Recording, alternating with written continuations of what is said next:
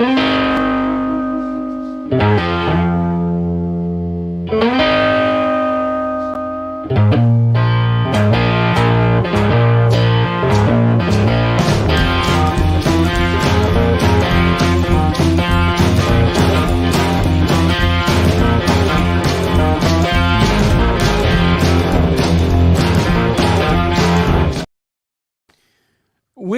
you're in the pilot seat, bro, do you say TikTok time to rock? Well, I'm going to get in before you, mate. TikTok is time to rock.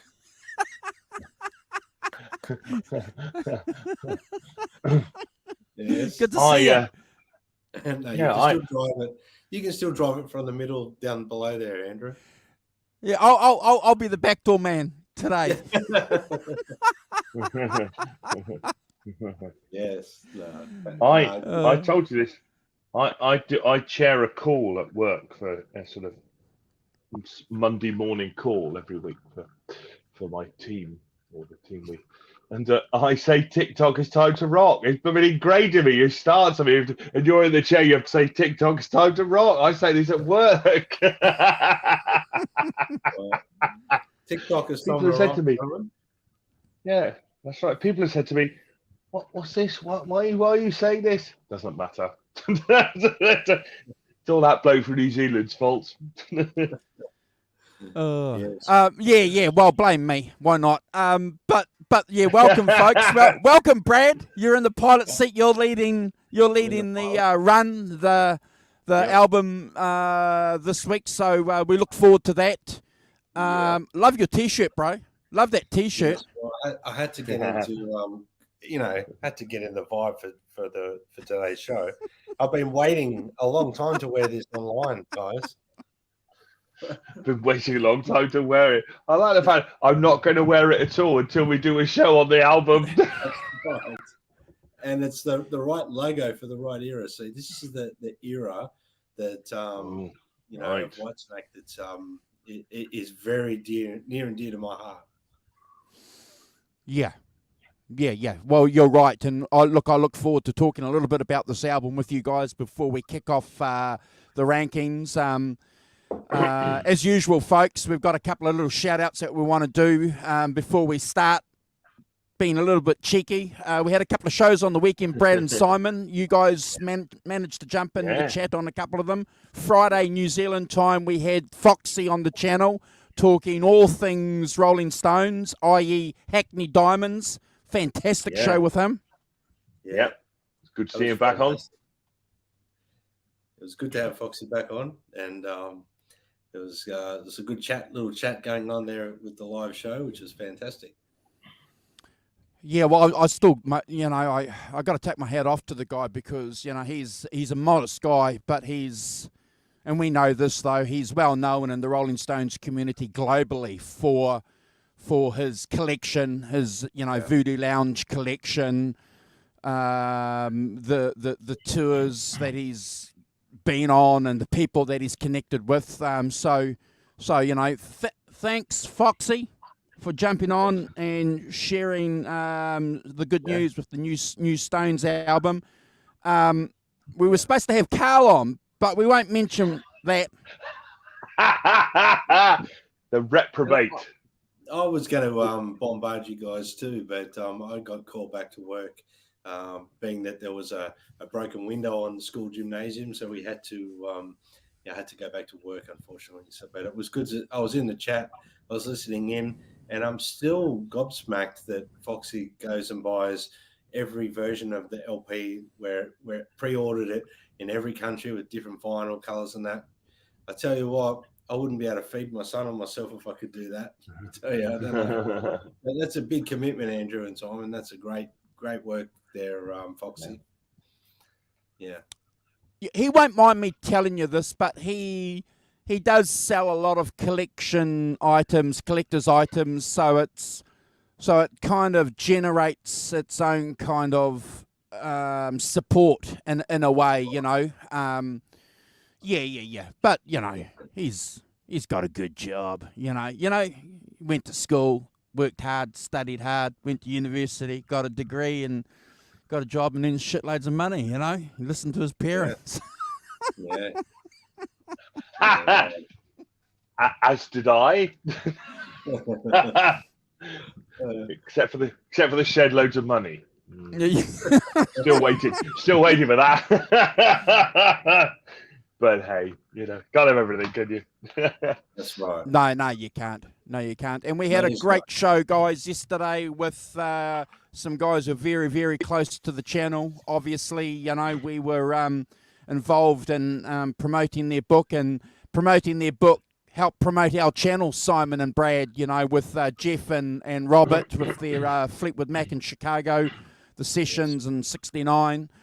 So it was great to catch up with those guys. Yeah, bit of fun. Jeff was hilarious. He was wearing his Keith Richards dark glasses. That was fantastic. Yeah. We had Curtis on as well, and Todd, who's been on the channel. So I'll put some links if you're watching on a replay and you're interested in what they've got planned. If you're in the States, they're having a gig and a book signing event coming up. So I'll make sure I put that in the links here, Simon and Brad.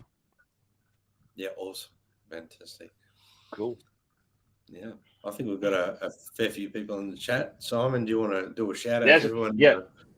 I was a bit worried because I went in when we started. There was nobody there at all. That's not normally happening. That's quite scary. But I have a lot of... I said, anyone out there? Rather nervously. So yes, good morning to Ellen. And Derek Clacton. Morning, Derek. Holly Lewis, of course. Morning, Holly. Got the coffee back.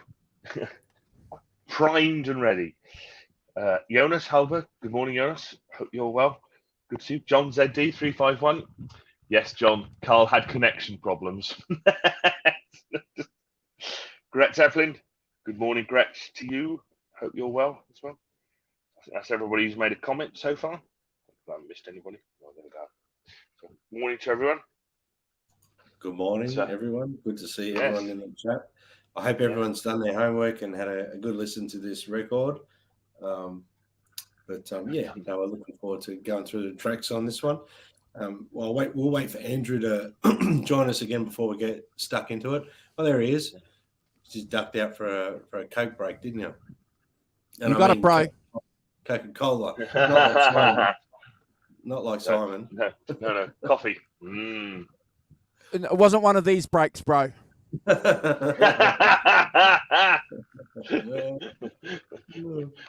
Me and John Edgeworth. Yeah.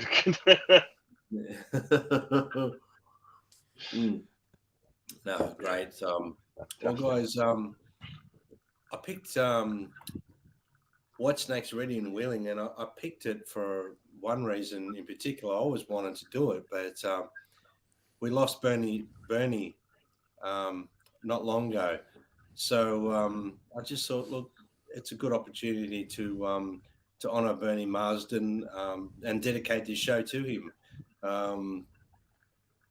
In my opinion, this is a fantastic record, an example of Bernie's work on guitar, and he did contribute to some songwriting. So, Bernie Marsden, in my opinion, he played a pretty significant role in the creation of David Coverdale's, WhiteSnake album, Ready and Willing. He's one of the band's guitarists, obviously, and he contributes, instrumentally in shaping the album's sound. And some key aspects of Bernie's contribution, in my opinion, was he was responsible for much of that distinctive guitar work, his bluesy influence, the guitar style.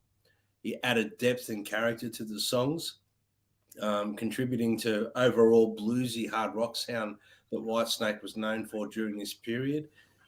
As I said before, Bernie was involved in some of the songwriting process for several of the tracks. He co-wrote Fool for Your Loving, Sweet Talker, which are standout tracks on this album. And Fool for Your Loving in particular is often associated with Bernie's songwriting prowess. And, it's a big song for WhiteSnake, Fool for Your Loving. It's re-recorded on Slip of the Tongue as well. And fantastic.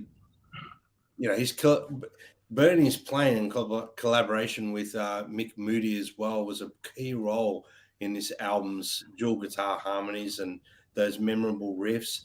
They combined helped to define the band's sound, in my opinion, in this early period.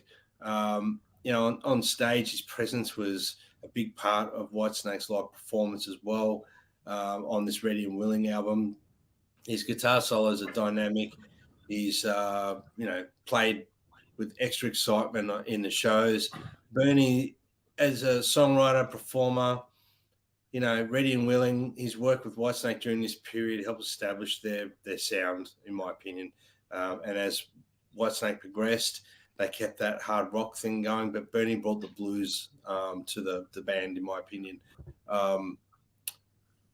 Ready and Willing, it's a great album, guys. I can explain to you guys how I first came across this record and what it means to me, but I'd like to hear what you guys think of it first, and if I've missed anything about Bernie Marsden. I've got a little intro on the album as well, but I'm just keen to hear if I know, Andrew, you've discussed it with me quickly in messaging, and I'd like to hear it online here, just so everyone else can hear it.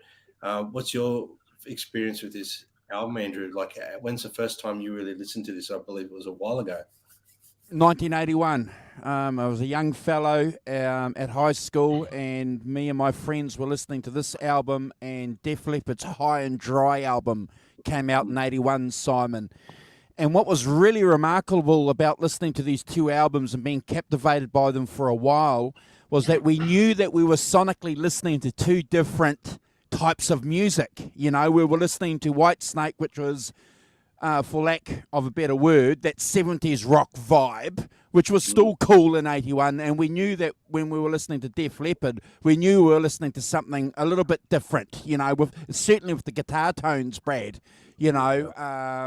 not so much with the singing, but certainly the guitar tones were huge contrasts. I loved, obviously, Whitesnake, because that's where that's my tradition. That's where I was sort of birthed in, that kind of blues rock. If you're listening to the Stones and get your yah-yahs out when you're a young cat, Brad, listening to Whitesnake is like putting your hand in a glove. You know what I mean? It's comfortable. Didn't know anything about Bernie at the time. Didn't know who he was. Couldn't get a lot of information, Simon, about Bernie back then. There wasn't a lot of information. No. And the other guitar player who was in Juicy Lucy, what's his name? That was what? Mickey, Moody, Mickey. Yeah. So we didn't have a lot of information. There were books coming out back then on Led Zeppelin, and Black Sabbath, because Ronnie James Dio had sort of got into them. So I remember friends having those books, but nothing on Whitesnake. There was nothing. Wasn't until 1987, and we'll talk about that. We'll probably talk about that at some stage. But this version, when I was listening to this, it blew me away, Brad. And, I'll be honest and upfront with you. I haven't heard this album for 30, I won't swear, 30 years. And when Brad said that he was going to pick it, it was like, holy shit. I haven't heard this album for 30 years, Simon. What a bit. So when was the last time you heard this? You probably lined up and bought the album. No, the opposite. I haven't learned it till this week. Oh wow! Wow! Because let's do some history. So in 1980, when this came out, I am 22. Now, if you think about what's going on in the UK and I'm working in a record shop, so I'm in a record shop, and I'm I'm sort of past the sort of 15-year-old stuff. So now I'm into, and I just, in 1980 in the UK, there's a lot of different things going on. A lot of different things. Yes, here comes another Foley story. Actually, no, John. Well, devastated to learn. The Deep Purple part, yes. The Deep Purple part, yes. But the Whitesnake was my own discovery. The snake. All on your own. Nice. Sorry for interrupting. No, that's fine. No, it's fine. It's a fantastic comment. It's worthy of. So I was really listening to other stuff by 1980. I mean, that's a lot of other things I was listening to, and I wasn't really particularly on the rock part then. I was, clearly punk had happened, and new wave stuff was happening, so I was much more into things like the psychedelic furs and pop. And I just started hanging out with my friend Gerard, doing some sort of much more alternative. What would you call it? Kind of actually post-punk music, really, and things. So I was on a completely different path to this. I don't think Sure. the record shop we worked in, I don't think it was a particularly, I worked in an old little record shop. I don't think it was a particularly a big thing around then. I don't remember it being particularly that, not in the record shop that I worked in particularly. So it was just kind of, and that kind of, as I say, things have started to split off into, much more into what we know now in those genres and things. And, you'd be on one path and not another path. And I'd sort of gone away from it really. Clearly, I knew "Fool for Your Loving" because that was a hit and stuff. But most of the other stuff I didn't know at all until this week. So we're having to, do our homework. It's going to be interesting to hear your rankings then, Simon, with fresh ears. So that's good. Well, that's right. I come at it with no history, and that's fine. It's always interesting, just to come at something completely as of now, and instead of you're looking back on it, like Mr. Walton who queued up to buy it. He has a different memory of it than me, which is pretty good. Well, for me, this WhiteSnake journey for me, it started and began because of the Deep Purple connection. I'm a big fan of, if you guys know me well enough already, I'm a big fan of the Burn record, Stormbringer, Come Taste the Band. And I've got all the WhiteSnake albums now, but the only ones I could get my hands on in the 90s, this is for the early era. What I'll do is I'll do an intro of the album in a minute, but on this record you've got Ian Pace, who's the drummer of Deep Purple, and John Lord, who's the keyboard player and a big part of Deep Purple. So there's a big part of Deep Purple's sound already, in my opinion. So I was investigating it from the Deep Purple connection side of it. I was like, I want to hear this era of WhiteSnake, and this is in the early 90s as I was getting into playing guitar. I love David Coverdale as a vocalist, always have, always will. I thought his work with Deep Purple and WhiteSnake, especially this era of WhiteSnake, is phenomenal. And I went back, bought this album, and the first song, I just listened to it. I listened to the first song again, and on CD, and then I listened to the whole album, and I was just blown away how bluesy and how different it was to what I'd heard of WhiteSnake prior to that, buying that album, which was, I had Slip of the Tongue at 1987, and I was familiar with that harder edged rock sound of WhiteSnake. But I do tend to lean to be more of a blues rocker myself, and I fell in love with this record for that reason. And I've been wanting to do this record for a long time. I think we did Come Taste the Band by Deep Purple. And my next album from the series of like the Deep Purple thing for me in my head was WhiteSnake's Ready and Willing album. So right now, moving forward, I've listened to this album so many times. It's unbelievable. I had to go a few years without listening to it. It's like Hendrix stuff. I experienced that much that sometimes I don't listen to it for 12 months, but then when I put it on again, I just fall in love with it again. And it's the same thing. And Sgt. Pepper's, Led Zeppelin 2, all those records, same thing. Sometimes I need a long time away from them to listen to them again. And when I did listen to it this week, I was like, my goodness. So WhiteSnake era, this bluesy era for me is like an extended, or it's like an extension of the family tree of Deep Purple, and it's got some similarities at times with some of the songs, which we'll go into. But for me, that's my. But if you want a Foley connection, John ZD3, you know the story about Deep Purple and stuff. I got into Deep Purple because of Luke Foley, so there'd be no WhiteSnake in my vocabulary if it wasn't for Deep Purple. So yeah, there's your Luke Foley connection. Hooray! Hooray! I just thought I'd do that. That's just for John. Okay, that's just for John. I'll just quickly go through a little bit about the album, and then we'll go through the rankings, guys. What do you think? Yeah. So for me, Ready and Willing, it's the third studio album by WhiteSnake, released in 1980. It's known for its bluesy hard rock sound, and features some of the band's classic tracks. Release date was May 31st, 1980.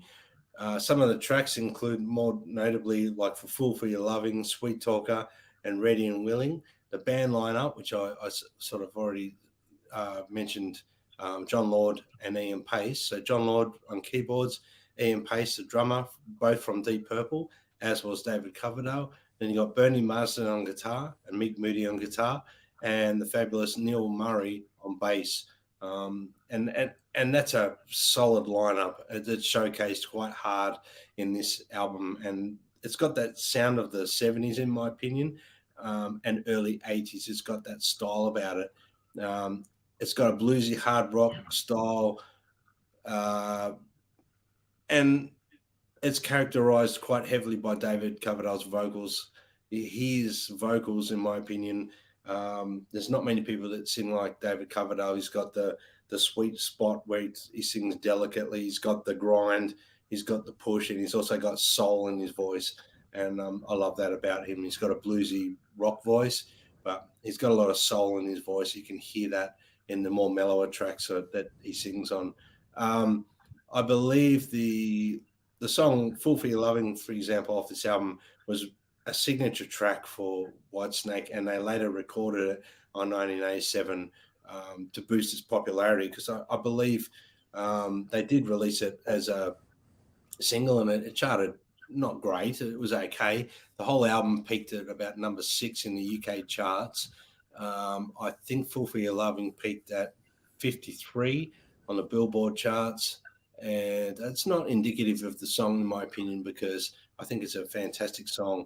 And Ready and Willing made it to number 43 as well in the charts. But as you guys might tell, I'm hopefully not being biased, but I think they're ripper tracks. I think there was just a very competitive time at that point musically in 1980. There was some phenomenal music coming out. So I think that's why Coverdale re-released and re-recorded some songs he did from previous records. He's got a habit of doing that. If he likes a song, he'll re-record it, hopefully giving it a little bit of a rebirth and give it more success.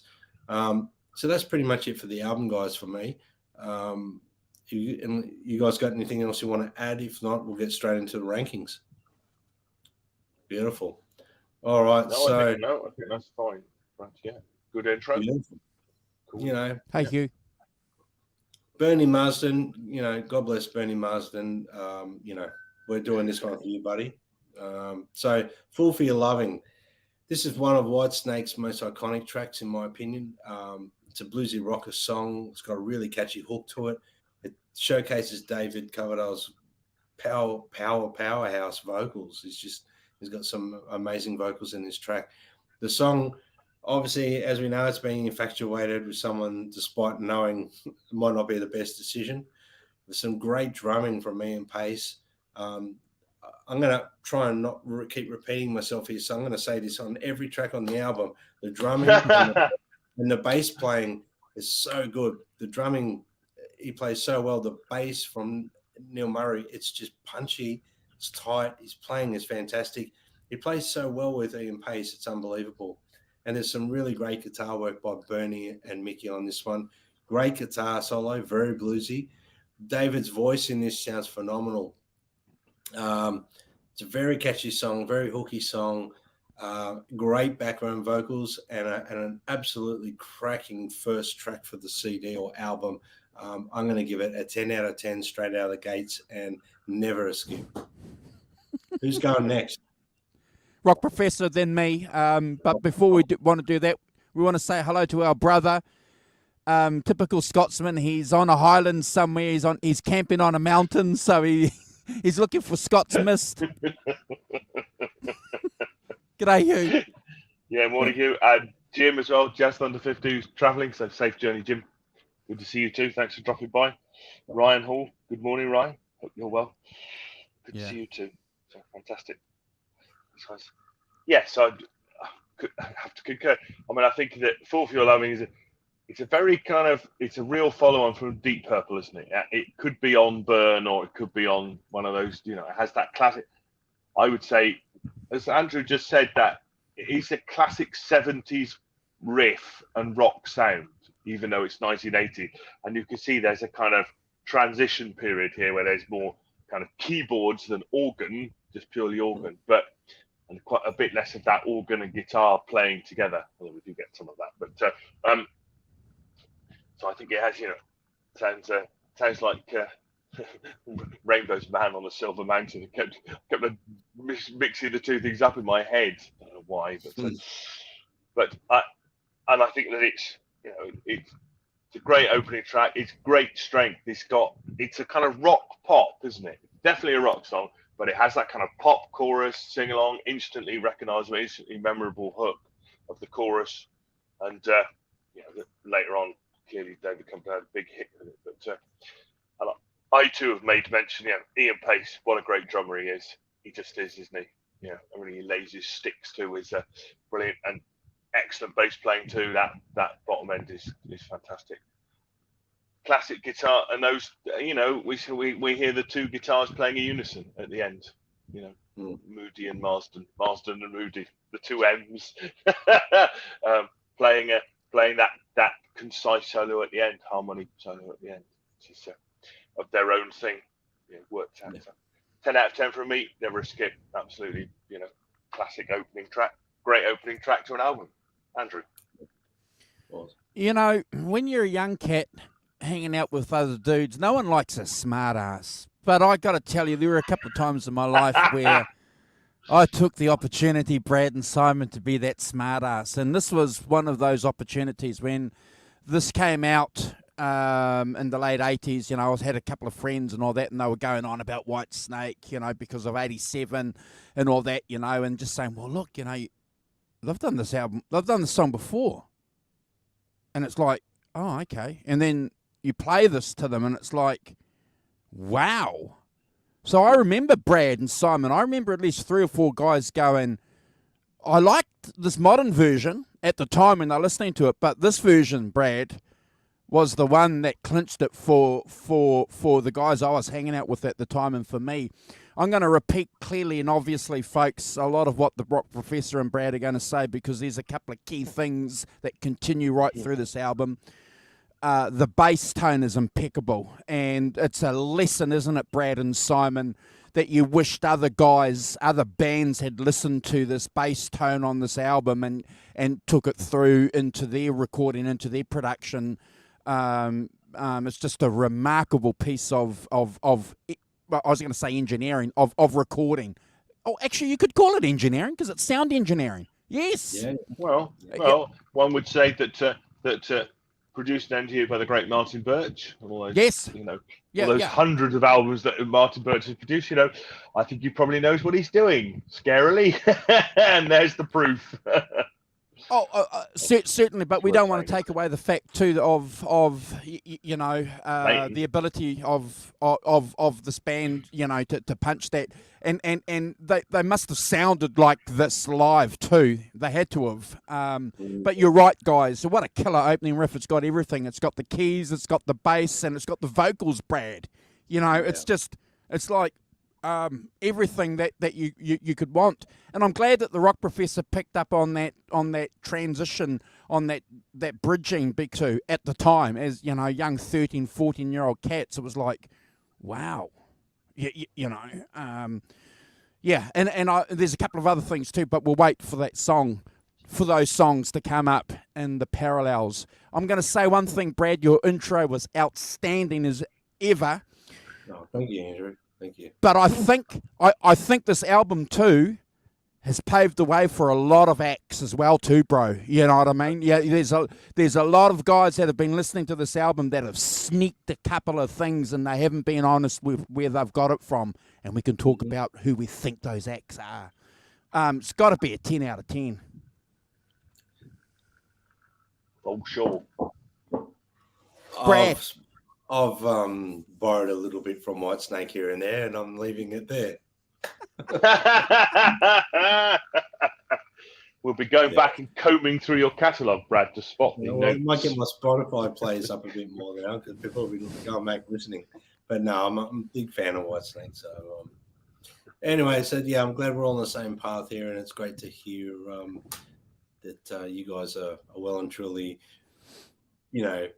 following up everything I'm saying, which is great. So Sweet Talker, man, like this is Ian Pace, showing that energetic sort of style he's got. It's obviously the song, it's upbeat. It's about a charismatic and persuasive person who knows how to sweet talk their way into getting what they want. Lovely guitar harmony intro from Bernie and Mickey. We hear a little bit more John Lord in this song, which is great. I mean, we had a bit in the first song. Also, I forgot to mention last song and this song, Bernie Marsden contributed to the writing for. But like I said, this has a lot more John Lord in this song, and it definitely sounds a little bit more like Deep Purple to me. Sounds like it could have been off the Stormbringer album. And that, this song would slot straight into Stormbringer album perfectly, just with the style of music and everything. It's perfect. Again, drumming and bass sounds are phenomenal. A really, really good solo from John Lord on the organ. This song has got a really catchy melody and chorus. David Coverdale, look, I've got to give him props. He's a phenomenal singer and always was, from his Deep Purple debut to, this era to even like now. He's obviously he's like a fine wine. He's aged a lot. He can't do some of the things he could do when he was this young, but he's still got a phenomenal tone in his voice. And this song is a perfect example of that. I gave this a 9.5. It was really hard to not give it 10, but I gave it a strong 9.5 out of 10, and never a skip for me. I think that's a fair score, bro. Yep. Yeah. Simon. Yeah. Yes, I agree that those twin guitars playing the octave thing. I think one of the things about this album is that a lot of because as soon as you've got two guitars, you have to work out what you're playing, don't you? You have to work out what you're going to do, and that twin guitar thing is definitely a feature of this album, and therefore it's worked out. You're into composing, aren't you, about what you're going to play and when and how it works, and that those twin guitars playing that octave thing apart is great, and that works really well, and kind of introduces that more of that twin guitar unison thing that we're going to see throughout it. I think because it starts off with it. And the other thing I really picked out of this was a classic John Lord organ solo. Back to the organ and an organ solo, not keys. And as Andrew said, that kind of we're looking back to 70s and very much that organ thing, but also in other tracks there's definitely more keyboards and other keyboards. As they expand their palette and their repertoire, keyboard players, lots of them, into things. I give this 8.5 out of 10. Never a skip though. Good second track, strong, brisk pace rocker. That's what it should do. Andrew. Awesome. And so far everybody's on track with you guys. Alan's 9, Derek, otherwise known as Eric, is 9. Jonas saying it's a favourite, and Hugh's given it a 9. This is where this is really, really interesting, Brad and Simon, this song for me, because this has that hint of blues in this song, Brad. That's the key for you to understand where this album's going to go. And if you can pick up on that on this track, you're going to be put in a nice place. And if you don't pick up on that, it could be, I think, for some people, a little bit of a situation where they're going to have to try and work out what's going on here, But I think there's definitely that blues element, and as Brad said, Bernie bringing that, coming in with that, certainly he's responsible for that. This is where I think a couple of bands have pinched a couple of things. The twin guitars, Brad and Simon, on this track, you've mentioned with the different octaves and all that. I'm going to tell you, I reckon Dave Murray and Adrian Smith from Peace of Mind, I reckon they ripped off the in '83 their album came out. I reckon they ripped off this kind of twin guitar thing from these guys on this album and continued that into Peace of Mind. Isn't that album produced by Martin Birch? Correct. Well, Just there you saying. go. Correct. Yeah. Just saying. I like that. Just go and listen to the melody and the melodic playing of those two guitar players. It's a great album. Don't get me wrong. I'm not criticizing it. It's an outstanding album. You know, but this is where I think, you know, they and you can hear that twin guitars, as you guys have already said, you know, clearly on this track. It's like, holy cow. You know, you could probably think that it's double tracked unless you go and read the notes, Brad. Oh, actually, there's two guitar players. Oh, okay, so that's what they're doing. You know, that weaving thing. Love it. I've given this a 9 out of 10 too. But as Brad said, and he was emphatic, determined, emphatically. Never a skip.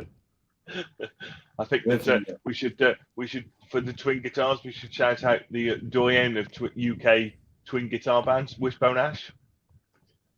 We should do ours one day. But, you know, they are, for me, they're sort of I don't know, they're not the founders, but you know, they sort of perfected that kind of twin guitar thing.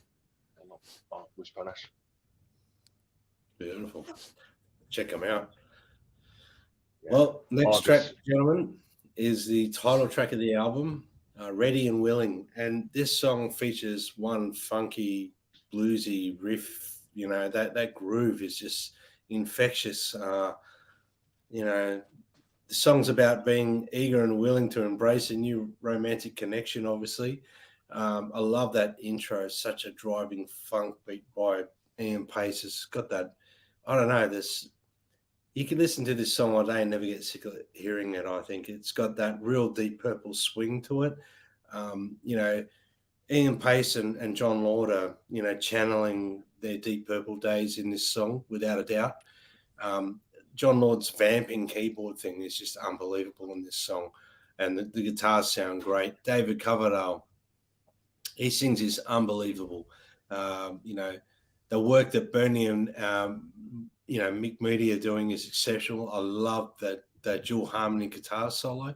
The background vocals are my favorite on the album vocally. Babe V's on this song are fantastic. Look, I absolutely adore this song, and I've loved a lot of different versions of this as well. There's a great version of this song that David does on a DVD he released in the early 2000s, from my memory, called Still the Night. And they do this song, and Doug Aldridge and Reb Beach play this dual guitar harmony solo, note perfect from Bernie and Mickey's solo. And then obviously they extend it, and Doug Aldridge goes off and does Doug Aldridge amazingly well as well. But there's something about this song that really I identify quite strongly, and WhiteSnake. It's got a real Deep Purple vibe, but it's definite WhiteSnake for me. This is my first 100 out of 10, guys, and it's without a doubt one of my favorite WhiteSnake songs. Never skip. Correct. Yeah. So I'm in. Yes, completely. I completely agree with that. I think it's got a classic riff to start with.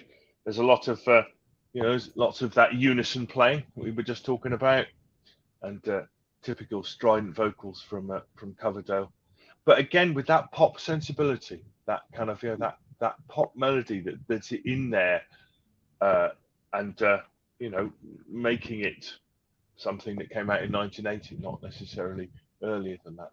But multi-track vocals, and of course you've got again the twin guitar solo towards the end, which is really great and really showcases Mick Moody and Bernie Marsden's playing. They fantastically work together, and I noticed it's credited to all 5 members of the band. So clearly they got together and you know, thing. I think this is now that it's not I don't necessarily get the vibe that they're all playing together in the studio at the same time. I get the feeling it's a bit more kind of built up and a bit more, produced, which is, what you'd expect from 1980 rather than 1970 sort of thing. But it is fantastically produced, and I think that's, Martin Birch, as I've said, is a great producer, and he's made a great sound as well.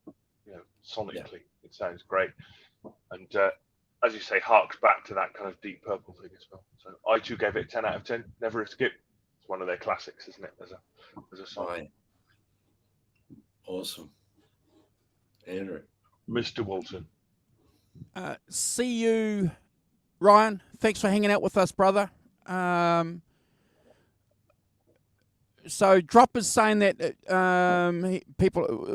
something's happening to his comments. So I don't know what's happening. I'm not deleting any comments. So Me neither, Drop. No, I haven't seen any comments from yours that I think should be deleted. So apologies if somebody did, but it was completely unintentional if it was. And I haven't seen it, and normally I do. Yeah. So, but again, too, YouTube have got their own kind of thing going on as well, too, when you do comments. So just be mindful of that. Look, Brad and the Rock Professor have said it all. It's a classic. It's a classic song. I remember being blown away by this, too, and sort of huddling over that little cassette tape, Brad, when you're a young fella going, wow. The fact that you mentioned that Deep Purple vibe, it's just phenomenal. And that's not a bad thing. Two of the most important members of Deep Purple are playing on this album. So they're bringing who they are musically on this track. And as you've said, the cream is on the cake with the vocals by Coverdale. But the two unsung heroes obviously have to be the guitar players, Moody and Marsden, Eminem, the Eminem show. It's just again. That's it, Eminem. It's just phenomenal, their contribution on this album too as musicians. And Brad already said it too, folks. Bernie knows what he's doing because he's a songwriter too.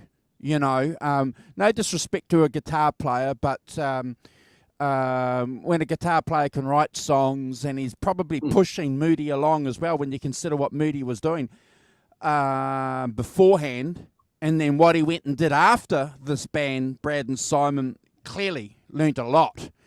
I'm glad the Rock Professor mentioned the production too, because I too have made a note here. They're not jamming in the same, and you can't do that, not when you're tracking two guitars, Brad and Simon. So again, this is where these British cats are pinching off other guys.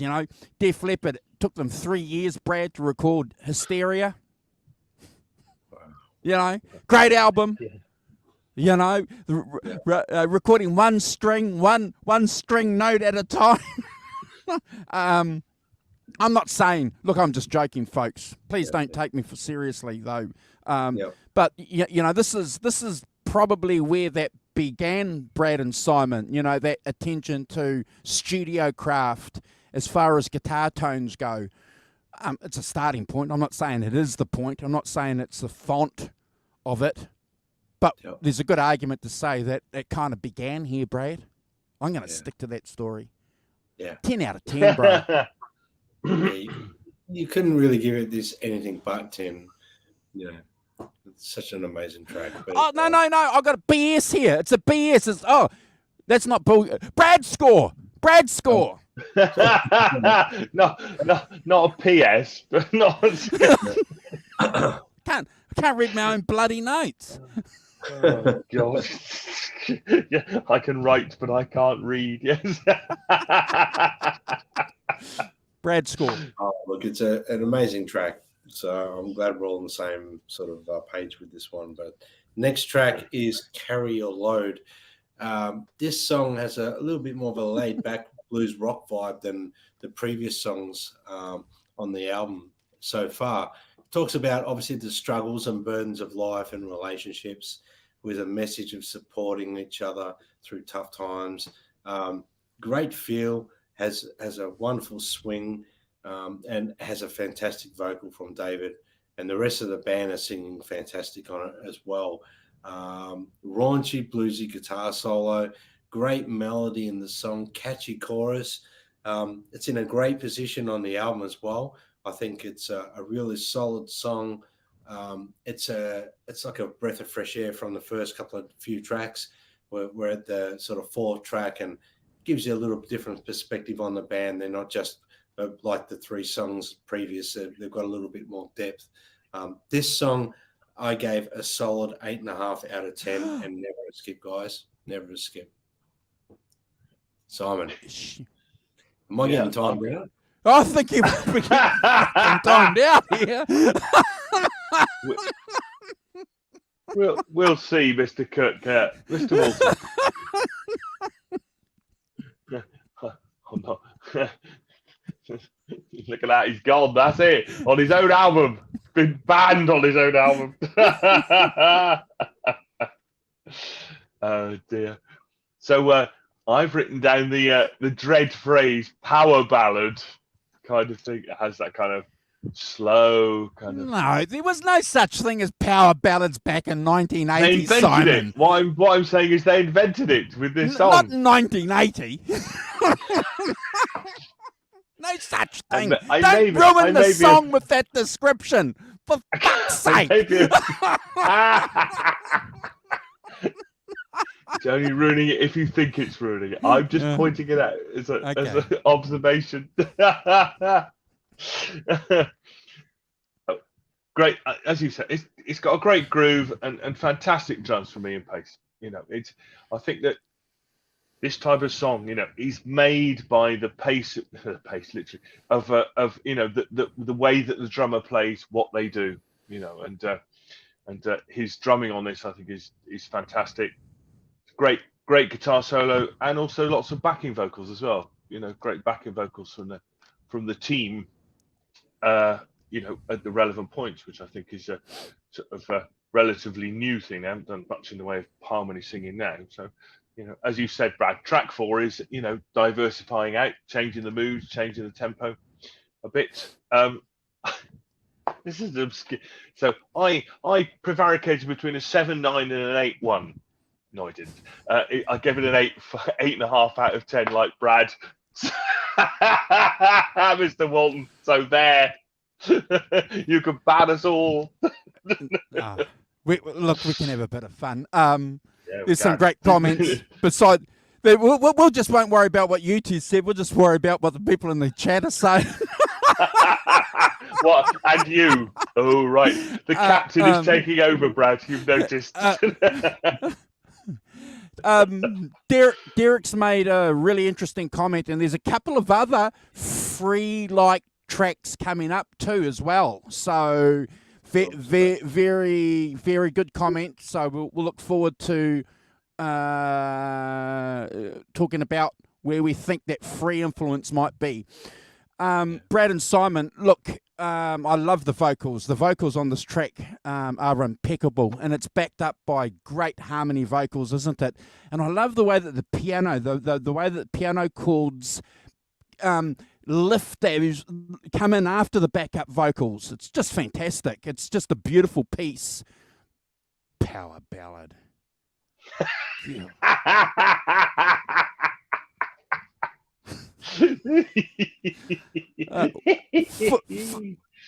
Had I known it was going to cause such controversy, I'd have gone further. It's one of the best tracks on the album for me, and I love the solo. It's a cool solo. And the star for me on this, obviously, is the vocals by Coverdale. And I'm going to tell you, Brad, I don't know if the rock professor will be aware of this artist, but I definitely know that you are very, very Richie Kotzen in his vocals. Richie Kotzen has taken a lot of the way that he sings vocally, I'm sure, off Coverdale, and there are some great examples, I think, to my ear on this album where he's doing that. And this is one of those tracks. And the only reason why I mention that is because Motherhead's family reunion was celebrated how many years? 30 years? 30 years? Yeah. So I've been listening to that over the last couple, so that's my thought. I'm sticking to it. I can see, hear. I think, the influences coming through on these great classic rock albums. I've given this a 10 out of 10 because of that, because it's a highly influential piece of music. Love the guitars. Beautiful. Well, Thank you, Brad. Keeping a bit of credibility to the showdown, Andrew. That's thank you. Now, just because I ranked at 8.5, it's only because I'm being true to the rest of the songs that I've ranked. So it's not a bad song. Yeah. So we're up to the last song of the first side, which is Blind Man. And wow, what a song. Yeah. This has got a soulful feel to it. It really showcases David Coverdale's emotive vocal, like that. There's an angelic emotive sort of thing going on here. He's telling the story of a man who's lost his way, searching for the meaning of life. There's that beautiful lush intro with the keyboards and the guitar, the electric kind of arpeggiating those chords. David Coverdale, it shifts us to a slightly gear when the track sort of takes off, and you listen to his voice is a little bit more angelic at times, and then he applies that chest vibrato later in the song. That's what I'm getting at. I love this song. The pre-chorus into the chorus, it always gives me goosebumps every time. Doesn't matter that I've heard this song as many times as I have.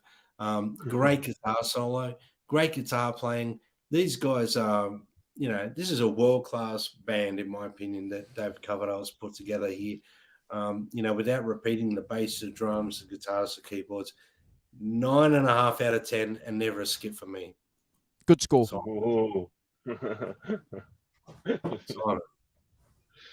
Well, yes. I mean, it's kind of the expansion of the sound. We've got this kind of electroacoustic intro, kind of very. It isn't, but yes, it has that kind of electroacoustic sound at the beginning that we've not had before, and with the keyboards as well. Slower song, more expansive. It did. To me, it had echoes of When a Blind Man Cries by Deep Purple. It's a kind of, slightly thematically and also kind of clearly title-wise, not the same riff, but it has that kind of same slow kind of vibe to it as well. But I could draw a dotted line to that somehow. Not sure if that's true, but yeah. Again, I'd highlight the drumming of Ian Pace. I think he did a fantastic job. Great guitar solo as well. Really fits in with the song. And I think that's, they don't overplay on this record, do they? It's like you do a solo, concise, organised, and clearly, as I've said earlier, some composition about it. That's what they're doing, composing it, and they're in, and they do it, and they're out. It's a 9 out of 10, and never a skip from me either. Great closer and an expansion of the sound. Andrew. This is where I show some of my notes, and you guys can see my rough, horrible handwriting. Free vibe. I got a free vibe there, and look. Eric is even saying even more free like, and look who else says. Look at that. Yeah. So what a community of listeners and musicians we have here, because we're making these connections. Isn't it great? I love it. I think it's fantastic. I'm going to tell you something else too. I think there's a secret going on here, Brad and Simon. I think Coverdale is either inspired by Ronnie James Dio, or Ronnie James Dio might be inspired by this. He's not talking, Coverdale's not talking about witches, warlocks, and wishing wells on here in the lyrics, but it's kinda, but it's kinda like Ronnie James Dio influenced in the lyrics. That's you know, and you got to remember Heaven and Hell came out in 1980, and Mob Rules in 81. So, you know, there's this connection going on with these English cats. Simon, these guys, while you were listening to Husker Du and the blue helicopters, Aeroplanes. when you were the blue aeroplane, you know, these British cats were dominating the world in hard rock at that time. It's amazing, isn't it? Yeah. I saw Husker Du at Glastonbury once. I'm not Right, giving the sweet, rock yeah. professor shit, folks, either. I'm just saying, 'cause Yeah. he'll tell you himself he was on a different Quite musical right, yeah. journey. Yeah. Yeah, oddly. Yes, weirdly. Oddly.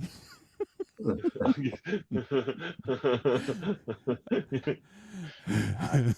Okay. that's the journey you have to be on, isn't it? You know, you have to be on the journey you're on, and that's the end of it. No, we love all those bands, but the point that I'm saying is that these English cats there, 80, 81, 82, 83, they were just doing some phenomenal stuff. And this is an example of it. I just, Brad, you've mentioned it, the lyrics. Thank you for talking about that, because, you know, often we talk about the way a singer talks, speaks, or sings. And the lyrics on this, it's just fantastic. I love it. I've given this a 9 out of 10 as well. Incredible song. Brad. Well, we've come to that point of the record where we flip it, so we might as well show some pictures, gentlemen. All right. Yeah, Hold end on. of side one. So while you guys, Andrew, while you're showing some photos, I'm going to flip the LP over. Hold on. I'll just get rid Wow. of that comment. Hold on. Where is it? Oh, my Lord. Go over there. Get rid of that. Morning, Greg. G'day, Greg. Yeah, morning, Greg Roberts, too. Okay, so the photos, ladies and gentlemen, if you are on Brad's social media accounts, you would have seen these two fine fellows on Father's Day getting together. Clickbait.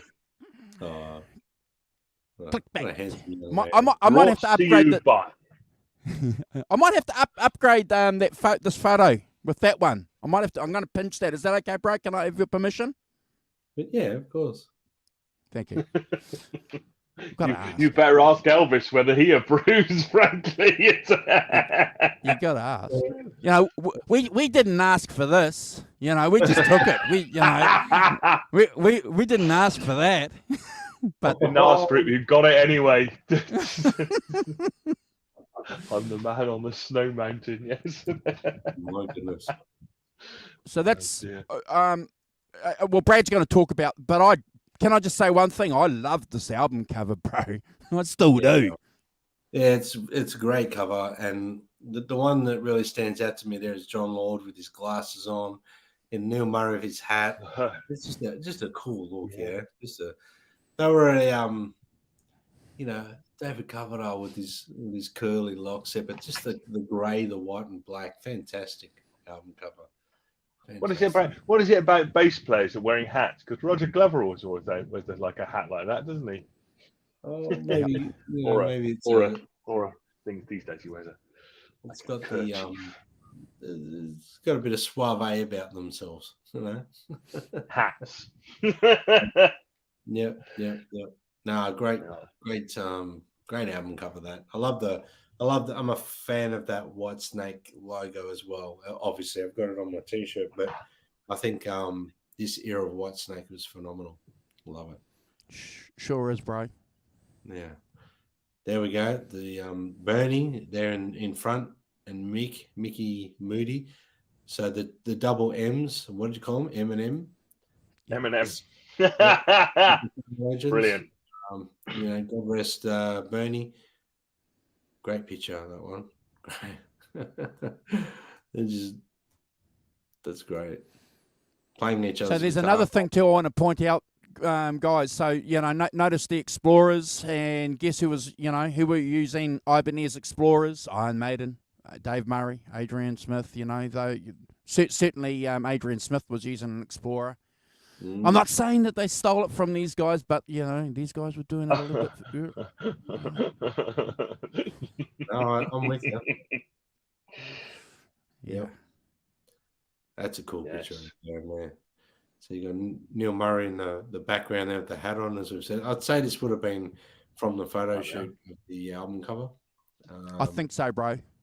Because they kind of dress the same, but they're not. Obviously, it's just a color picture. But yeah, you got Bernie there in the left corner, looking pretty suave and cool. Obviously, David Coverdale with his, what do you call it? His dapper look. He's got that sort of thing about him. He's just got this. He's got an ego that doesn't quit with it. John Lord. I mean, look at that guy with the glasses on there, the long hair, the goatee, the beard. Wow. That guy demanded presence. He had a lot of presence and demanded attention. He just phenomenal musician. Phenomenal.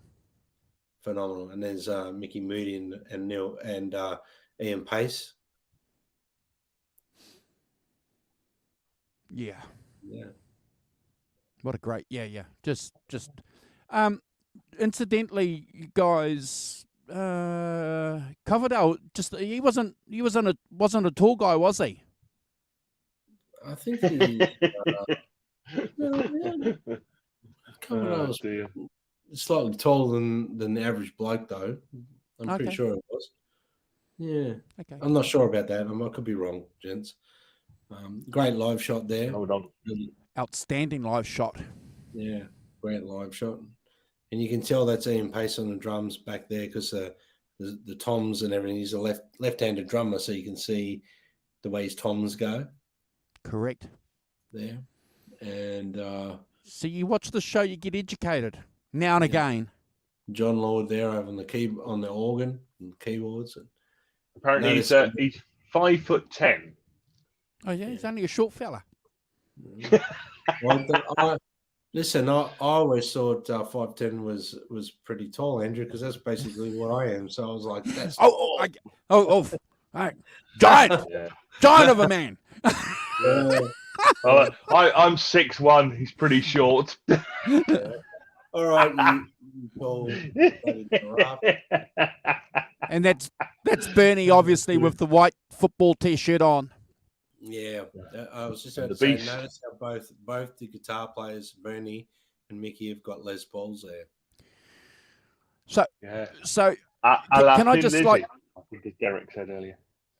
Yeah, and again, we talk about this influence of the English guys with the two guitars having a huge influence on these American guys. Let's not forget, again, when we talk about this in the future, Brad and Simon, WhiteSnake, and their contribution to that as well. Early WhiteSnake, 100%. Yeah. 100%. Very, very important. Yes. Great photo. That's another live shot, probably from roughly the same tour.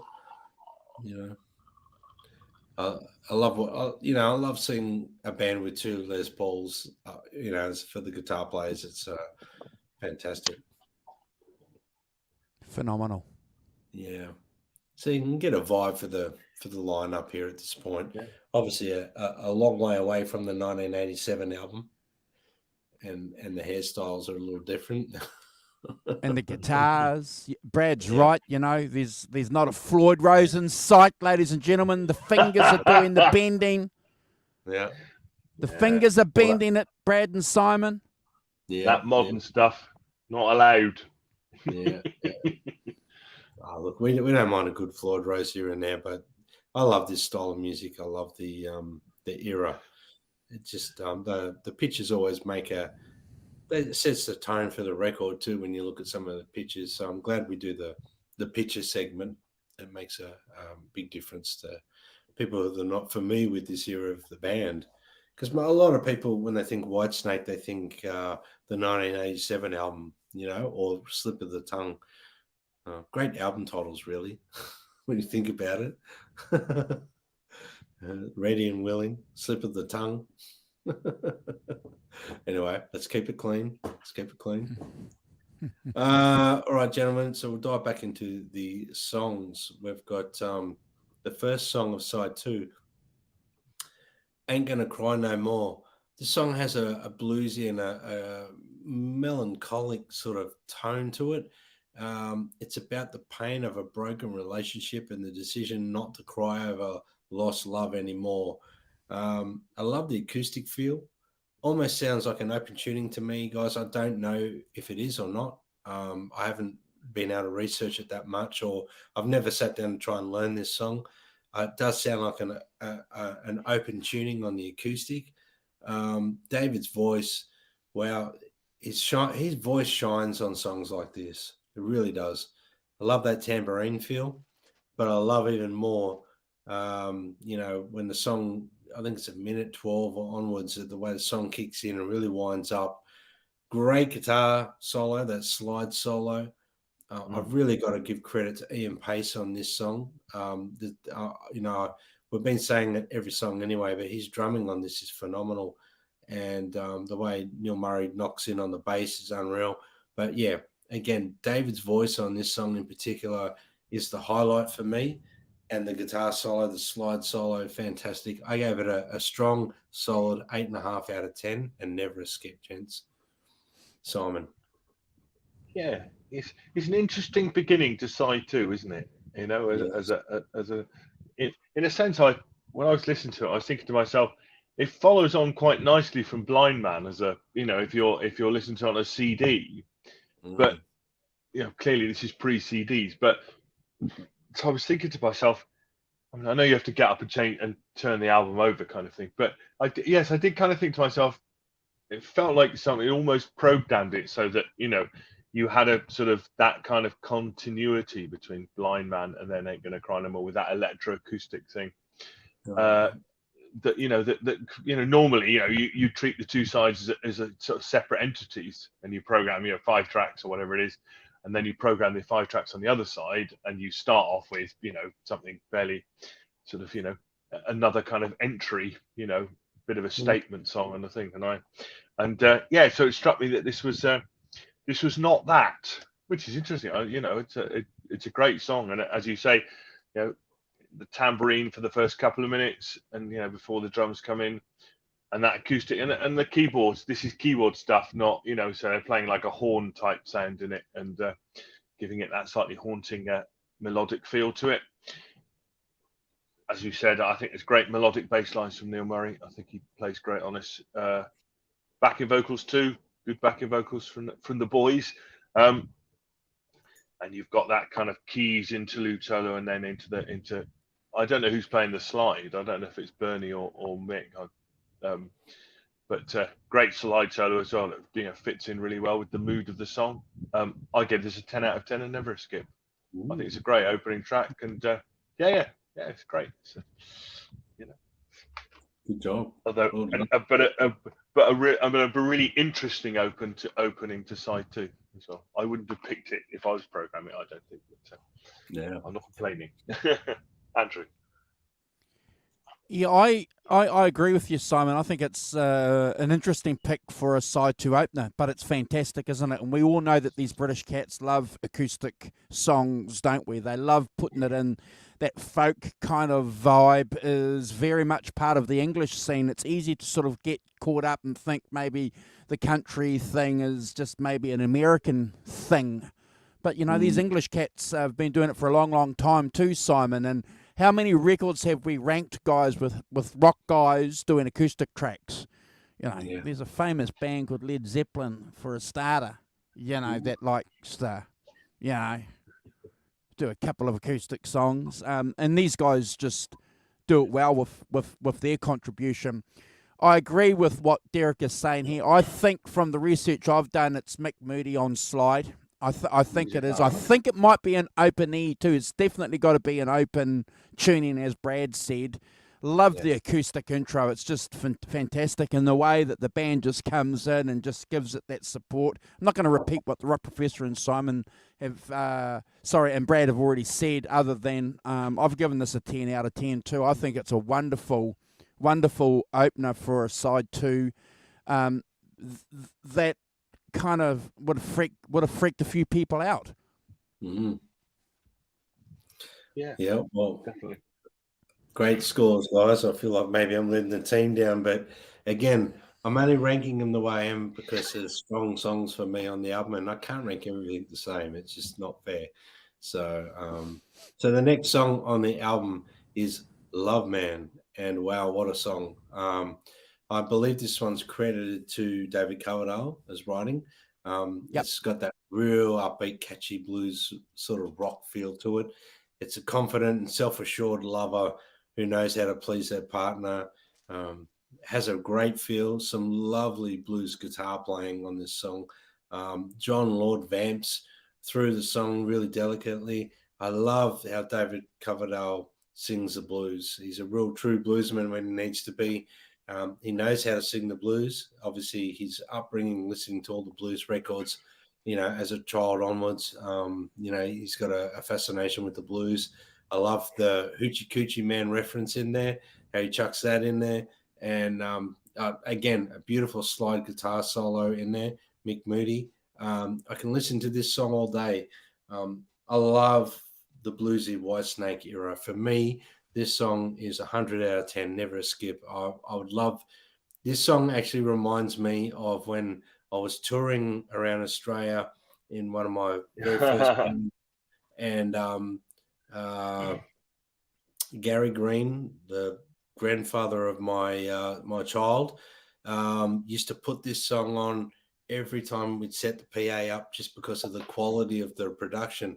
He said he could hear the vocals, the bass, the drums, everything through the big PA speakers. That's how he'd test his EQing. He played this song through it. So, I've heard this song more than any other song off this record because it used to be on every time we play a gig. And 100 out of 10, never a skip for me, gentlemen.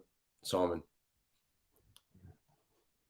Yeah. That kind of slow tempo, sleazy blues riff, isn't it? It's very kind of 70s British blues rock song.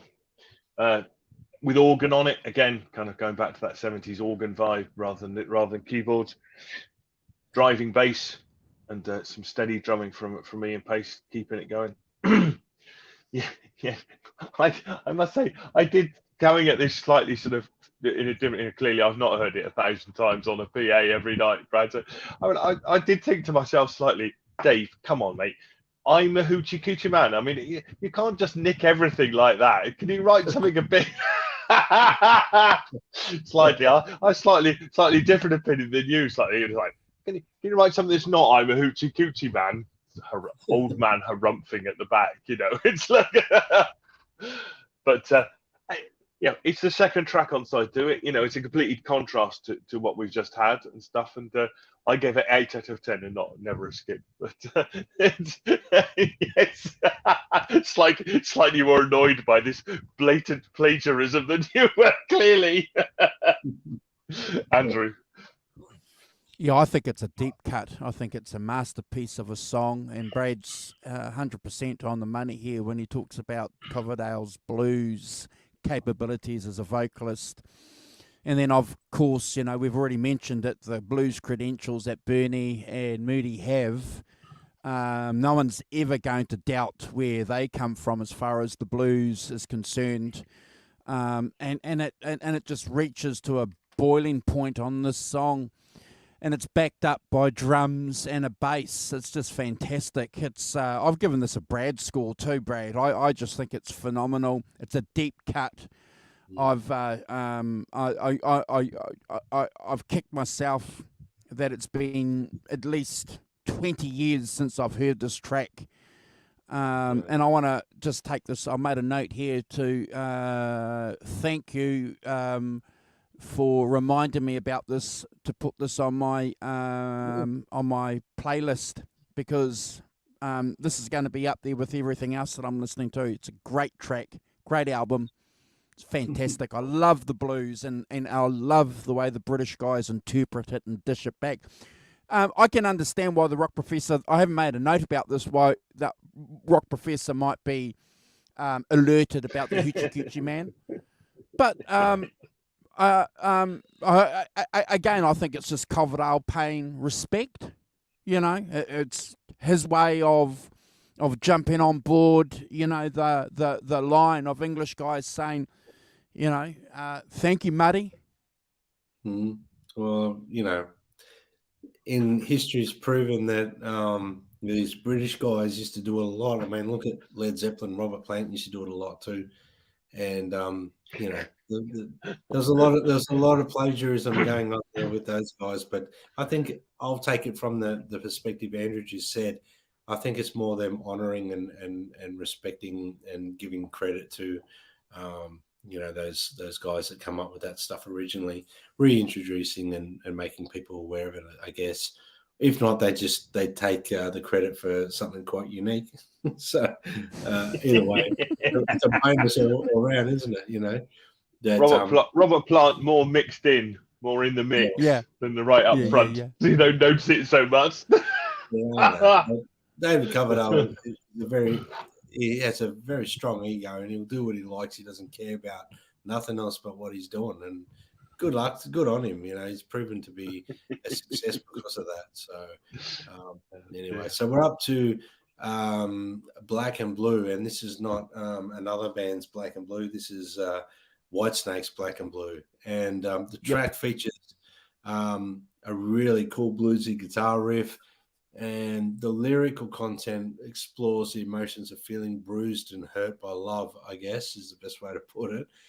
Now, this song for me, it has a definite status quo feel for this song for me. I don't know why, but I think it's the guitar parts maybe that kind of feel like status quo to me. That's just got that cool sort of status quo thing going on. Really wonderful piano playing from John Lord. It's a catchy song. David sings this slightly more laid back on this song through the verses at least, and great piano solo from John Lord. Overall, the song it's a great song, and it's a second last song, Simon. So we let's say that just because of past episodes, and if no one knows what I'm talking about, Simon has this theory about second last songs not being great or track fillers, but album fillers. But this one's not too bad. I gave it a solid 8.5 out of 10, and never a skip. Simon. Yes, yeah. Oh, yes. It kind of has a kind of live feel to it, doesn't it? But definitely status quo. Definitely. I mean, I wrote that down as well. It's a 12-bar blues in the status quo grand tradition of with some honky tonk piano solo on it as well. Yes, and again, it's that contrast, isn't it? It's going back to that kind of earthy 70s blues thing, 12-bar blues thing, blues tops thing that is clearly part of this album. That sort of transition between, as Andrew said there, that transition between the two things. I gave this a 7.5 out of 10. I think in this case, actually, it's not bad at all. But I think in this case, it is probably the weakest song on the album for me, coming at it relatively fresh. And so I would say that for once, the second last track on the album, in theory, might work. It's not that it's bad. It's just that I think the other songs are stronger on it. Andrew. Yeah, I agree with what you guys are saying. You got that boogie woogie keys there. The vocals are great on this, and if they were paying homage to the blues with the previous song, they're certainly doing it with the 12 bars on this. And that's okay. Brad, I think they just threw this in because they just wanted to remind the guys, hey, we can play blues. We don't need to sort of get rock it out and have tinges of blues in our songs. We can actually do it, and this is their contribution to it. I too have made the note about status quo because we've done a couple of their albums on this show. One album, done one. Yeah. Done. Pile Driver. Yeah. So, and they were always on the radio. So again, when I heard this too, Brad, when I was a young fella, it's like, oh yeah, it's pretty cool. I think I may have skipped it in the past. I think, I may have skipped it. I definitely wouldn't skip it now. It adds to the album. But I agree with the Rock Professor. He's got a bit of credit now. He's resolved his second to last song theory. I've given the 7.5 out of 10 too. If there is a weak track on the album, Brad, this could be it. Yep. Fair enough. Fair enough. Well, we come to the last track, gentlemen, and so the 9th track on the album is called "She's a Woman." It's not the Beatles song either, by the way. It's not. It's not the Beatles song. She's a woman. This one is composed by Coverdale and Bernie Marsden. So they've co-wrote this song together, and there's no doubt in my mind it's Bernie's influence is quite heavy on this song. Has a bluesy rock groove. It's got a lot of mystique and a strong sort of vibe going about a captivating woman, I guess. Funky feel from John Lord on the organ in the solo and on the organ. It's just fantastic. Great vocal from David Coverdale yet again. I mean, I feel like a broken record, and David's voice is just something else. He's got something quite unique about it. The tonality of his voice has got a lot of timbre there, and I love that. I love when the song takes off, the bass playing, the organ, the guitars, it's just fantastic. 1 minute 50 to the breakdown section. There's that keyboard solo I mentioned before. John Lord, graced us with a trippy sort of delayed organ sound on this solo. I reckon it's an absolute cracking last song for an album, and it's a great song. I gave it 10 out of 10. Never a skip, gentlemen. Simon. Yes, indeed. So it's got the keys intro, isn't it? So it's very much experimenting with keyboards rather than the organ thing, which is dragging it into the 1980s. Yeah. And that acoustic and vocals kind of answer the keys. There's a kind of call and response thing going on with the acoustic and the vocals, which is really cool. Clearly arranged and organised. And then you've got the electric guitar comes in as well, electric riff. Great drumming as ever from Ian Pace. I think he's definitely one of the stars of this in many ways. And as I say, I think there's a real art in this sort of music to keeping it so that it swings, so that it drives along, and exactly what kind of tempos to play at, and what things to play within those tempos that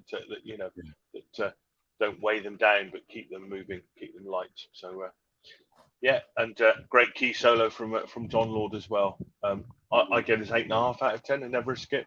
I think it's a great closer to the album. Andrew. You guys are amazing.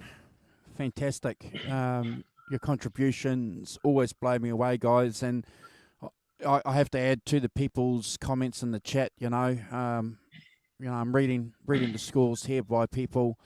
I'm glad Brad mentioned the Beatles here too, because when I read this on a record, so I borrowed the record, bro. I never got a tape of this. It was given to me, the record, to go and listen. And I remember looking at the track going, oh, shit, they're doing it, because I was a Beatles nut. So I knew.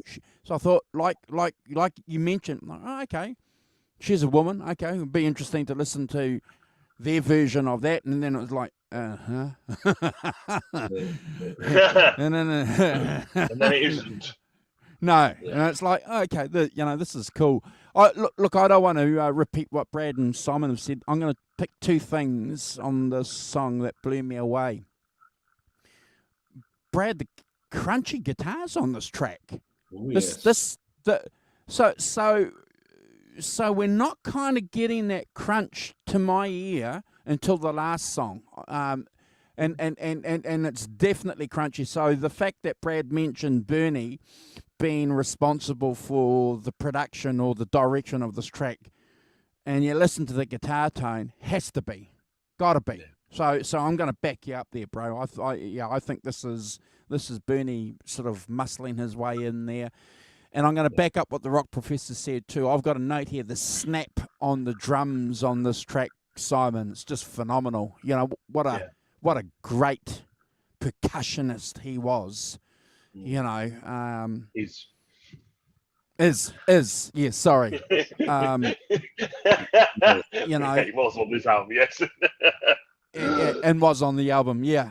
And it's just you know, important, isn't it, to emphasise sometimes, you know, how important the bass and drums on an album can take it, Brad, from just being an okay sounding album to an epic album. You know, and those two, the rhythm section on this band certainly drive it through. I've given this an 8.5 out of 10 too, but I want to back up what Brad's been saying on his scores, because I gave a lot of high scores because of the nostalgic component. I'll admit that, folks. But Why not? but definitely not a skip, bro. I just think it's a great way to end an album. And where could this band have gone if, yeah. Great lineup. What a lineup. No, if David hadn't sacked them all and got some other people. David, look, I've got a little summary about the album, in my opinion, and I'll tell you now quickly. I just think, you know, David Coverdale had a vision, you know, when Deep Purple disbanded, and he had a vision. You know, it was his vision. He wanted to create a band that had a particular sound. He chose the right people, in my opinion. He got Ian Pace and John Lord, because they obviously wanted to continue playing with him when he asked them. They joined. You know, Mick Moody and Bernie Marsden on guitars were just absolutely perfect for this lineup. Neil Murray was just the right bass player. He fit right in with these guys and played phenomenally well with Ian Pace. And that is very important, that the bass player and drummer play well together. And throughout history, you know, we can see that with a lot of bands. You know, where there's a drummer and bass player that are like this, locked in tight together. I don't know if you can see my fingers, but they're tight.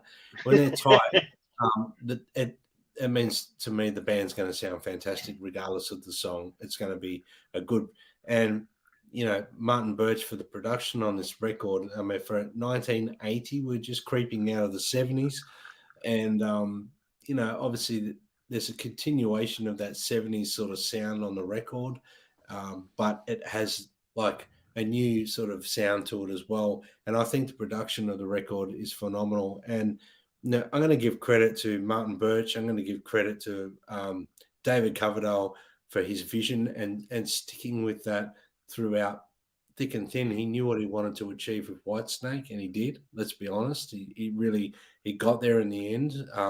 He changed lineups. It didn't matter who was in Whitesnake to him. As long as his vision was there, he drove forward. This version of Whitesnake is probably one of my favorites. And you know, let's be honest. It's very hard when you've got when you're a driving force in a band to keep people on your wavelength. People want to experiment and do things, especially a band this size, you know. So a lot of credit to them. And let's be honest, John Lord, Ian Pace, they honoured David Coverdale quite heavily on this record, 100%. They gave everything that they could to you know, enhance David Coverdale's vision. So well done. And Bernie, you know, God bless Bernie. Yeah, fitting tribute. Yeah, I think I'd agree with that. I think also, Brett, I'd say that it's quite a it's a collaborative effort, isn't it? It's quite a band record. You know, there's solos and there's things, but those things are worked out and fitted in with the songs. There's not this great virtuoso thing going on where, you know, somebody great takes a great long solo and it's clearly a feature and sort of, you know, whatever, violin bows and, you know, lasers and all that kind of gear. It's not that at all. It's more contained, it's more worked out, it's more composed, and it's more about, you know, the band and then what the different members of the band are going to do within the song to enhance, to, you know, give it color, to give it dynamics and things. And I think that's, you know, where it's where it's a kind of precursor to where lots of the 80s music went to, didn't it? With that more kind of worked out, more organized.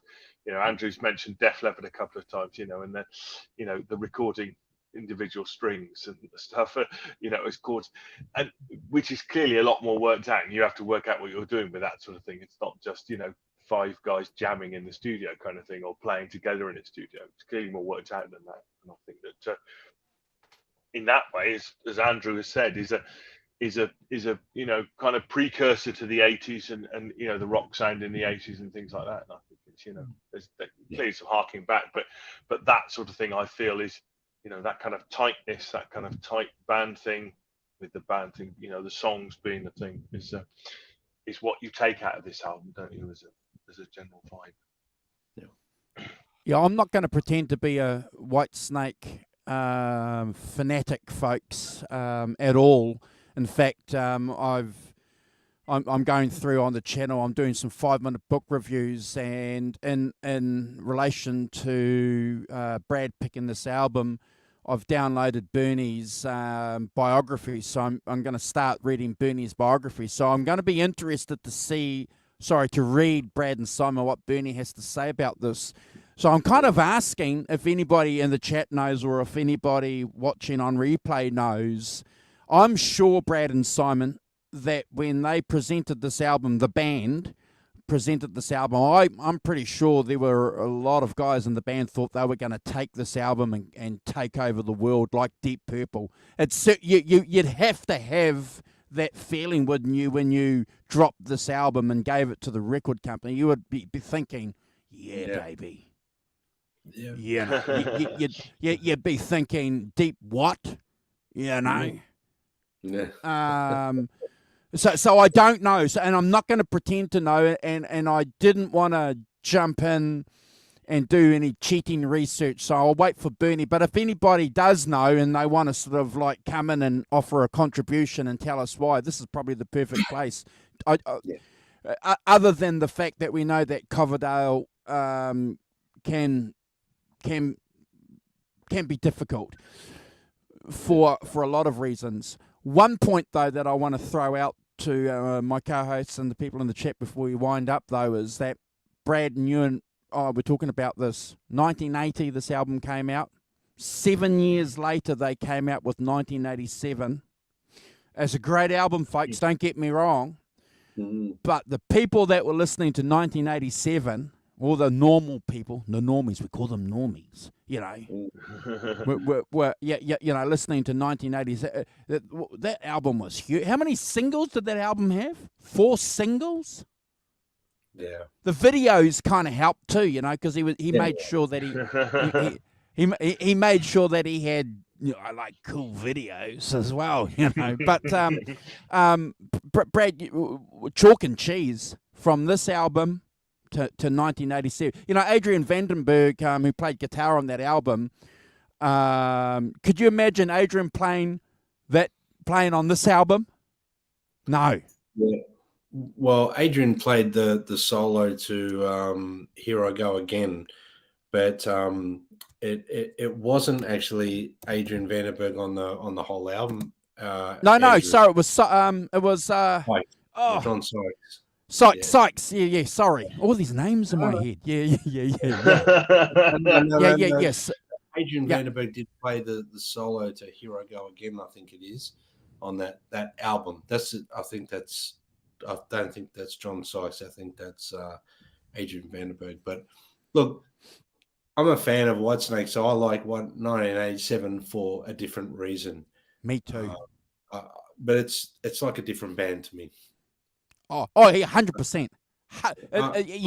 Except the only thing that's similar is the name. It's a completely different band. You're right, bro. And that's it. I mean, look, Coverdale was a smart man. He honed in on what was popular at the time, and he worked on it. He made the changes to keep himself relevant, I guess, and that's what a lot of artists do. I mean, credit to John Sykes on that album, though. I'll give him credit, mate. That album, 1987, John Sykes is playing, in my opinion. I've always said this. If you want a textbook on how to play heavy metal, blues, rock guitar playing, Yeah. 1987. You have to listen to that. So, but And only Coverdale's going to do that, isn't he? You know, recorded an album with a band and sack them, and then get a touring band. because he can, mate.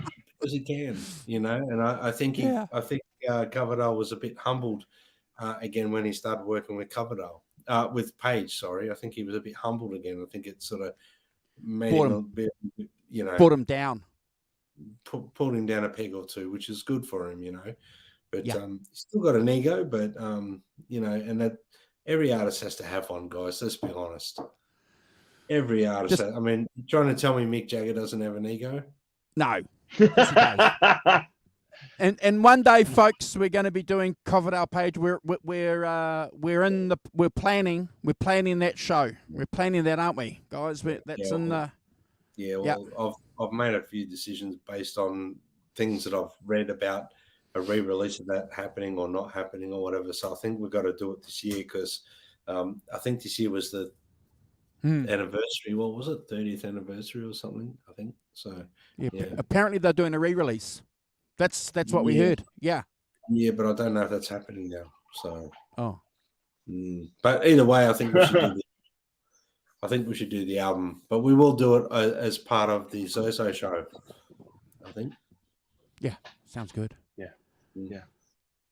Rock Professor's got the pick for next week, guys. We don't know what that is. Are you ready? I agree with Hugh. Slide It In is a great album. Great album. Oh, yeah. Drum roll. Are you going to release it now? Yeah. Okay. Ready? Oh, yeah. Oh, Fandango. What we're doing next week? We're doing Fandango by ZZ Top next week. Fantastic. We're getting down and dirty in the blues. Oh, wow. I can dust off my ZZ Top t-shirt now. Fantastic. I love Fandango. I love Fandango.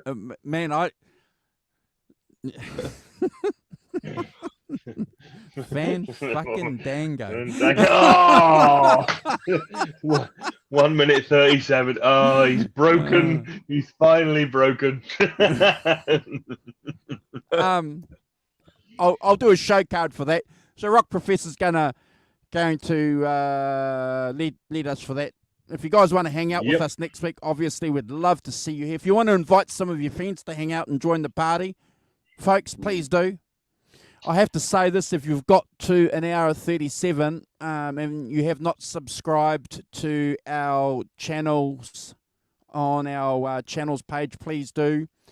I got a couple of messages from some people since we've been pushing that where people have been getting some subs. So whether or not that's because we've been asking people to do that or not, but it's nice. I understand Jim's picked up some, Todd's picked up some, and the young guy called Hayden's picked up some. And who else did I get a message from that's picked up some? L&M Guitar Centre picked up some. So go and subscribe to our friends, please. Yeah. Brilliant. Yeah.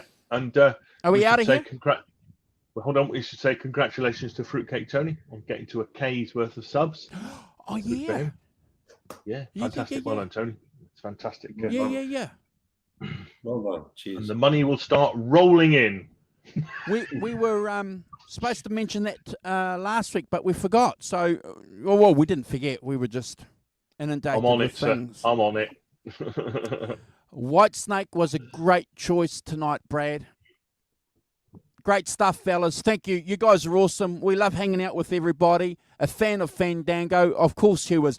Please, guys, do me a favour. Go and check out Hugh's channel. Hugh's dropped a couple of great videos. He did a Oasis cover. Oh, I put that on our communities page. Go and check him out. Yeah, Hugh does lots of cool stuff on the musical front. Beautiful. Yeah. Well, thank you, gentlemen. Feisty Feather got some subs from apparently too, because some people have jumped over there and said the 5150 show have sent them. So if you guys are doing that, thank you. Sorry for interrupting, Brad. No, it's fine. It's all good. I just wanted to thank you, gentlemen, for letting me indulge myself with this album. So can't wait for next week. Yeah. Thank you for allowing me to put that on my permanent playlist, bro. Because, like I said to you, one day we should show our screen comments. Yes. But then we'd have to block out. Then we'd have to block out half the conversation, bro. You just couldn't. You wouldn't be able to. But seriously, I think it was 30 years since I've listened to this album. Unreal. Yeah, bad, eh? It gave me. I mean, I've worn this T-shirt a number of times this year anyway, but it gave me a great opportunity to wear it on the show. I ordered this T-shirt from WhiteSnake's website many years ago, and I was just chasing down the 70s logo, this Ready and Willing logo, and they had it. I was like, I just threw my wallet at. I just bought it online. I just threw my wallet at the computer and said, "Take my money. I want it." Yeah. Take my money. How old's Coverdale? He must be 80. 70s. Yeah. I think he's 70s. You've got me there, but I think he just recently celebrated his 70th birthday. But I could be wrong. Is he that young? I'm just trying to. Oh yeah, he might be. Yeah. He's 1951. Oh yeah, God, yeah. He's 71. Okay, all right. No, you're right, bro. Okay, so he's only a young fella. Yeah. He's 71 years young.